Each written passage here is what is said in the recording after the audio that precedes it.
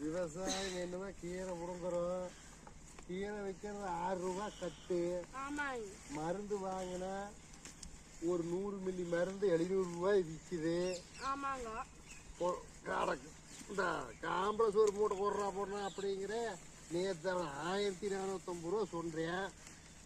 சொன்ன விளையுது. கீரைக்காரன் 6 ரூபாய் 7 ரூபாய்க்கு வாங்கிட்டு போறேன். கீரை வைக்கிறது கோழி எருவுக்கும் கட்டுப்படியாக மாட்டேது, மருந்துக்காரனுக்கு மாட்டேது, விவசாயிக்கு ஒரு 200 ரூபா கூலியும் கூட ஆக மாட்டேங்குது. அப்போ மக்கள் 4 பேர் பாடுபடுறாங்க நாட்டில். எது 200 ரூபா கூலி தாங்குதான். பாடுபடுற காசு என்ன கோழி எருவுக்குமே மருந்துக்குமே உரத்துக்குமே போகுது. மாடுதே கறந்து ஊற்றுனா 7 மாதம் பால் கறக்கு 3 புண்ணாச்ச வரைக்கும் சரியாக்குது. விவசாயங்கிறது ரொம்ப மோசமாக போயிட்டு இருக்குது.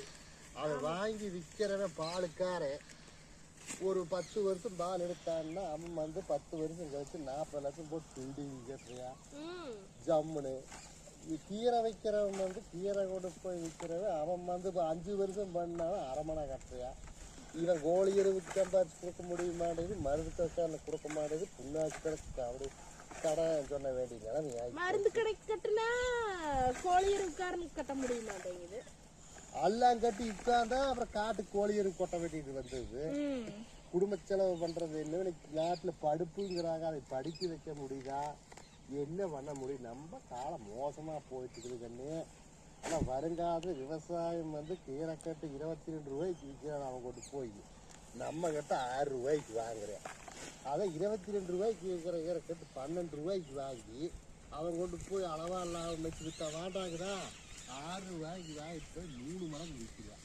அவன் பில்டிங்க்கு மேலே பில்டிங்கு அப்படியே கீரைக்காட்டை பாறை வாரா சரியான சினிமா நடிகராட்ட வாரேன். இவன் நல்லது பார்க்கலாம் கெட்டது பார்க்கலாம் அதெல்லாம் எதுவும் கிடையாது. என்னவோ வேலை செய்கிறேன், காலம் போகுது. நல்ல சோற நல்ல துணிமணி, நல்ல சோற நல்ல துணிமணியா.